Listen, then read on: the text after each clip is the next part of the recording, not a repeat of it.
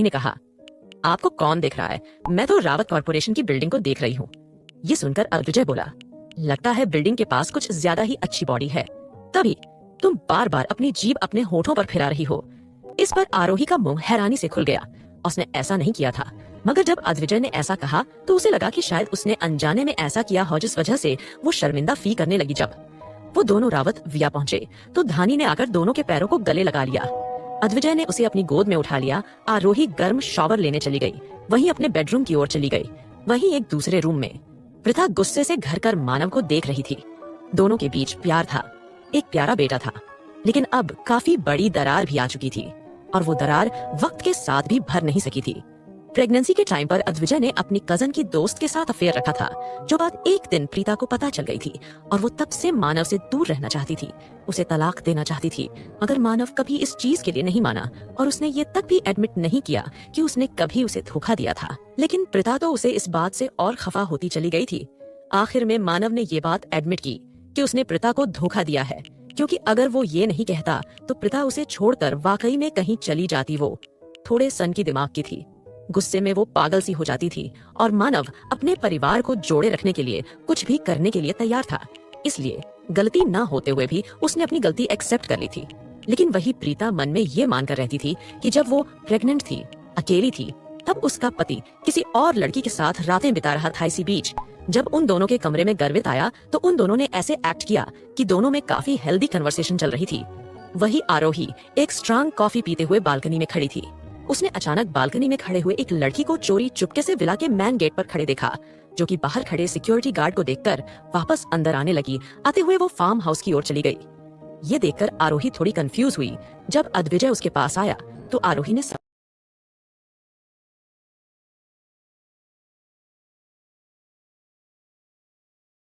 सवाल किया, वो लड़की कौन है? ये सुनकर अद्विजय बोला, दंश की गर्लफ्रेंड। इस पर आरोही बोली, क्या दंश की भी गर्लफ्रेंड है?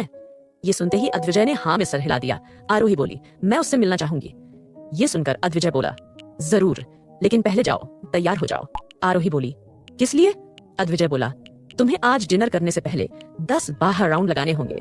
दंश तुम्हारा नीचे इंतजार कर रहा है, वो भी तुम्हारे साथ राउंड लगाएगा। इस पर आरोही बोली, लेकिन रात में दौड़ना जरूरी है और ऊपर से मुझे डिनर भी बनाना है। ये सुनकर अद्विजय बोला, इसके लिए शेफ है और अभी जो तुमसे कहा गया है तुम वो करो। इस पर आरोही ने कहा, अच्छा, आप मुझे ये सब करने के लिए कह रहे हैं और खुद यहाँ आराम करेंगे, क्या आप नहीं दौड़ नहीं लगा सकते? ये सुनकर अद्विजय ने अचानक अपना हाथ नीचे किया और अपनी टी शर्ट को ऊपर करते हुए अपने 6 पैक एब्स और खसी हुई बॉडी को दिखाते हुए कहा, क्या तुम्हें अभी लगता है कि मुझे किसी ट्रेनिंग की जरूरत है? आरोही ने एक नजर अद्विजय के बेशर्मी से भरे चेहरे को देखा और फिर वो मजबूर होकर 10 राउंड लगाने के लिए नीचे चली गई। वहां उसे दंश तो नहीं मिला, मगर कुमार और राज मिल गए थे। वो तीनों मिलकर पूरे विला के कई चक्कर लगाने लगे। चक्कर लगाते लगाते तीनों फूलों के बगीचे में पहुंच गए, जहां पर काफी ज्यादा वैरायटी के फूल लगे हुए थे। आरोही बोली, ये कितने खूबसूरत फूल है, धानी आएगी तो काफी ज्यादा खुश हो जाएगी। ये सुनकर कुमार बोला, मामी जी, हम तो बहुत पहले ही धानी को यहाँ घुमा चुके हैं। इस पर आरोही ने कहा, कब?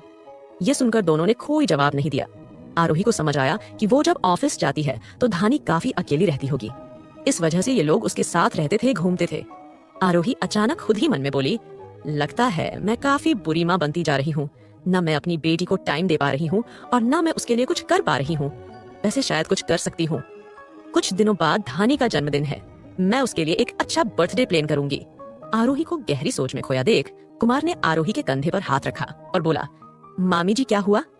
इस पर आरोही ने धानी के बर्थडे के बारे में बताया तो कुमार खुश होते हुए बोला, मामी जी, हमारी छोटी बहन का जन्मदिन है, हम इस पूरे रावत विला को सजा देंगे, देखना, इस बार ये धानी का सबसे बेस्ट बर्थडे होगा। इस पर आरोही मुस्कुरा दी। वही दंश के कमरे में दंश गुस्से में इधर से उधर घूम रहा था और वो बार बार अपनी मुट्ठी को अपने दूसरे हथेली में मार रहा था। कल्याणी ने अपने हाथों की उंगलियों से खड़ी चावल को खाते हुए सवाल किया, अरे बकलोल, क्या हुआ है, कुछ बताओगे नहीं? दंश बोला, तुमसे मतलब? ये सुनकर कल्याणी बोली, अरे इस कमरे में तुम ही तो हो, जैसे हम बात कर सकते हैं, अपने मन की बातें बता सकते हैं, तो तुम भी हमें मुझे अपने मन की बात बता सकते हो। मैं किसी से कहूंगी नहीं, सिवाय दीवारों के। ये कहकर वो हंसने लगी। दंश चिढ़ते हुए बोला, तुम मेरा मजाक उड़ा रही हो, वो भी अपनी हालत को जानते हुए भी। ये सुनकर कल्याणी ने अपनी उंगलियों को छाटते हुए कहा, देखो ऐसी बात है, दुख तो हर किसी की जिंदगी में है, लेकिन कुछ लोगों को दुखी रहने की आदत लग जाती है और मुझ में वो आदत बिल्कुल नहीं है। मैं अपने हर पल को जीती हूँ, वो भी खुलकर। तुम्हारी तरह टेंशन में अपने बालों को झड़ते हुए नहीं देखती हूँ।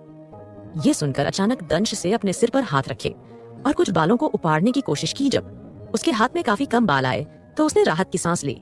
अचानक कल्याणी कंफ्यूज होकर बोली, बताओगे नहीं क्या हुआ है? जिसने तुम्हें परेशान किया है, ऐसी क्या वजह हुई? ये सुनकर दर्द बोला, कल मेरी शादी है। ये सुनकर कल्याणी काफी देर तो खामोश रही, फिर अचानक वो हंसते हुए बोली, तुम जैसे बेरोजगार से कौन शादी कर रहा है? दंश बोला, तुम्हें मैं कहाँ से बेरोजगार लगता हूँ? मैं 2-2 जॉब करता हूँ। ये सुनकर कल्याणी बोली, हाँ तो तुम अपनी 2 कामों की सैलरी से अपनी बीवी का पेट नहीं भर सकते। और घर कहाँ है तुम्हारा? परिवार कहाँ है तुम्हारा? ऊपर से उसको हर चीज की जरूरत नहीं पड़ेगी। दंश बोला, तुम्हें इतनी आगे तक सोचने की जरूरत नहीं है। ये सुनकर कल्याणी बोली, हाँ तो तुम शादी से पहले ही डाइवोर्स लेकर भागना चाहिए, तुम्हारा मन नहीं होता भागने का?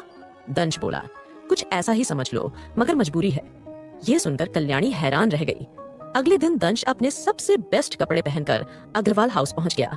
उसने अग्रवाल हाउस में एंटर करने से पहले अद्विजय को कॉल किया और सवाल किया, अब क्या करना है? मैं घोड़ी पर चढ़कर आ गया हूँ। अग्रवाल हाउस? ये सुनकर अद्विजय बोला, हाँ तो फिर करो शादी। दंश हैरान रह गया और बोला, शादी कर लूं, लेकिन अंदर न कोई शोर शराबा हुआ है, नहीं शादी का कोई इंतजाम। ये सुनकर अद्विजय बोला, शादी के लिए जो चीज जरूरी है वो तुम्हें कहीं ना कहीं तो मिल ही जाएगी। ये कहकर उसने कॉल कट कर दिया। जब दंश अग्रवाल हाउस में अंदर पहुंचा तो फिर से निकिता और ममता उसे दिखाई दी। इस बार गोलू भी एक कमरे में था। वो डरते हुए खिड़की से बाहर देख रहा था। उसने एक गुंडे जैसे दिखने वाले आदमी को देखा जो कि अपने मुंह में चिंगम चबा रहा था। दंश बोला, हाँ तो भाई लोग, मैं अपनी बारात लेकर आ गया हूँ, तो आप शादियों की विधि शुरू करो। बताओ पंडित कहाँ है? ये सुनकर ममता अग्रवाल बोली, पंडित? यहाँ पर कोई पंडित नहीं है। दंश ने डरती हुई निकिता को देखा और फिर वो बोला, बस इतनी से प्रॉब्लम? ये कहकर उसने ममता के हाथ से उसका फोन छीन लिया और उस फोन में मंत्र को चला दिया। फिर उसने निकिता का हाथ पकड़ा, उसके साथ फेरे लेने लगा। निकिता डरते हुए उसके पीछे चल रही थी। दंश ने इस शादी की रिकॉर्डिंग अपने फोन में कर ली थी और वो ये रिकॉर्डिंग अद्विजय को दिखाने वाला था। जैसे ही उसने वो रिकॉर्डिंग भेजी तो अद्विजय की तरफ से रिप्लाई आया, ए द बेस्ट, सुहागरात एंजॉय करो। ये कहकर वो ऑफलाइन चला गया। दंश बोला, क्या कहा बॉस ने? सुहागरात एंजॉय करो? बॉस, आप तो अपनी ही बात से पलट गए। पहले तो कहा था कि मुझे शादी करनी है और फिर इसकी जिंदगी नरक बनानी है, और अब शादी सुहागरात मनाने के लिए कह रहे हैं, फिर बाद में कहेंगे बच्चा और कर लो। ये कहकर वो मुंह बनाने लगा। जब वो निकिता को लेकर फार्म हाउस पहुंचा तो उसकी नशे तन गई। उसने आखिर में फैसला किया कि वो निकिता को मृत्युंजय की पहली पत्नी कल्याणी के पास भेजेगा। कल्याणी ने उन दोनों को गुस्से से घूर कर देखा। दंश कल्याणी और निकिता को एक कमरे में बंद करके भाग गया। तभी उसके पास एक और कॉल आया, किसी को किडनैप कर। किसे? दंश ने मैसेज सेंड करने वाले शख्स से पूछा। एक राइटर है, ये कहकर उस शख्स से राइटर की इंफॉर्मेशन भेजी। दंश बोला, उस राइटर को कुछ देर बाद पकड़ कर लाया और सामने खड़े अद्विजय की ओर देखने लगा, जिसने उस राइटर को किडनैप कराया था। अद्विजय बोला, दंश मैंने तुम्हें बता दिया ना कि तुम्हें क्या करना है। दंश ने अपना सर हिला दिया और वो फिर राइटर सुनीता को लेकर अपने घर यानी फार्म हाउस चला गया। अद्विजय सामने कुर्सी पर बैठ गया। सुनीता ने चिल्लाते हुए कहा, अरे छोड़ो छोड़ो मुझे, क्यों लाया गया है मुझे यहाँ? ये सुनकर अद्विजय बोला, क्या हुआ राइटर साहिबा? ये सुनकर राइटर बोली, देखिए आप मुझे इस तरह कैसे उठाकर लाए हैं, मैं एक फेमस राइटर हूँ। ये सुनकर अद्विजय बोला, उम्मा लेकिन आपने मेरी वाइफ के बारे में कुछ उल्टा सीधा लिखकर काफी गलत काम किया है। ये सुनते ही वो राइट डर गई। अद्विजय ने अपने आदमी को इशारा किया, उसे लेखक की बुक को ऑनलाइन ही अनपब्लिश्ड करवा दिया गया। उस राइटर को सबक मिल चुका था। अद्विजय फार्म हाउस से बाहर निकल गया। दंश ने अपने माथे से पसीना पोंछा और राइटर को इसके घर छोड़ आया। रावत विला में उस रात कोई भी नहीं सोया था, शिवाय धानी के। जैसे ही रात के 12 बजे सब धानी के रूम में घुसकर उसे बर्थडे विश करने आ गए। धानी में सबको देखकर सबसे पहले आरोही को गले लगाया और बोली, मम्मा थैंक यू। आरोही ने धानी के माथे को चूमते हुए कहा, हैप्पी बर्थडे, माय आईफीज बिगेस्ट हैप्पीनेस। ये सुनते ही धानी बोली, ओह मम्मा, विशेष के लिए तो मैंने पहले ही आपको थैंक यू बोल दिया है, अब आप मेरा गिफ्ट लाइए। ये कहकर वो आरोही से दूर हुई तो आरोही बोली, गिफ्ट आपको तभी मिलेगा जब आपकी बर्थडे पार्टी होगी। ये सुनकर धानी बोली, बर्थडे पार्टी? मम्मा क्या आपने मेरे लिए पार्टी रखी है? ये सुनते ही आरोही बोली, मैंने नहीं, सब ने मिलकर। ये कहकर उसने धानी को पीछे मुड़ने का इशारा किया। धानी ने मुड़कर अपने पीछे देखा तो उसके सामने कुमार, राज, मिष्टी, मानव, गर्वित, प्रिता, वो सभी खड़े थे। उन्होंने अपने हाथों में तोहफे लिए हुए धानी को विश किया। धानी ने अपने कानों पर हाथ रखा और उन्हें थैंक्स कहा। सभी ने धानी को प्यार से बाएं बोलने के बाद वहां से चले गए। दीन में रखी उस पार्टी में काफी लोग इकट्ठा हुए थे। ये देखकर अद्विजय को काफी चिढ़ मची। वो इस तरह की पार्टी नहीं चाहता था जहां पर बाहर के लोग हो। राज ने अपने दोस्तों को बुला लिया था और वही बाकी के लड़कों ने भी अपने दोस्त को यहाँ बुला लिया था। इसी बीच इस पार्टी में उर्मिला, राजवीर और अनिका भी शामिल हुए। उर्मिला इस पार्टी में अकेले शामिल नहीं हुई थी। वो अपने साथ साजिशों का पिटारा लेकर आई थी कि कैसे उसे आरोही और अद्विजय के बीच गलत फहमियां पैदा करनी है। धानी के बर्थडे की वजह से अद्विजय आज ऑफिस भी नहीं गया था। वो धानी को पार्टी एंजॉय करता देख अपने बेडरूम से ही काम कर रहा था। अचानक धानी अपनी बर्थडे ड्रेस पहनकर उसके कमरे में आयु से देखकर अद्विजय अचानक बहुत खुश हुआ और फिर उसने कहा, इधर आओ। ये सुनते ही धानी बिस्तर पर चढ़ गई। अद्विजय ने प्यार से धानी के हाथ को चूमते हुए कहा, एटी princess, do you want a cast? Daddy, we made a cast for you. ये सुनते ही धानी प्यार से बोली, थैंक यू डैडी, आपके दुनिया के सबसे हैंडसम डैडी हो। ये सुनकर अद्विजय मुस्कुराया। जब धानी उसके रूम से जाने लगी तो वो मुड़कर बोली, डैडी, मम्मा ने भी आज मेरी तरह ब्लैक कलर का गाउन पहना हुआ है, वो कैसी लग रही है? ये सुनकर अद्विजय बोला, मैंने तुम्हारी मम्मा को देखा ही नहीं। धानी बोली, और हो डैडी, मैं उन्हें आपके पास भेजती हूँ। ये कहकर वो उस कमरे से भाग गई। कुछ देर बाद कमरे में कोई लड़की इंटर हुई। अद्विजय ने उस लड़की का चेहरा बिना देखे कहा, आरोही, क्या तुमने आज अपने 10 राउंड कंप्लीट किए? तो दोस्तों, आपको ये एपिसोड कैसा लगा कमेंट करके जरूर बताइएगा और चैनल को सब्सक्राइब कीजिए और इस कहानी के पहले भाग को डिस्क्रिप्शन में पिन की गई लिंक से जाकर सुने।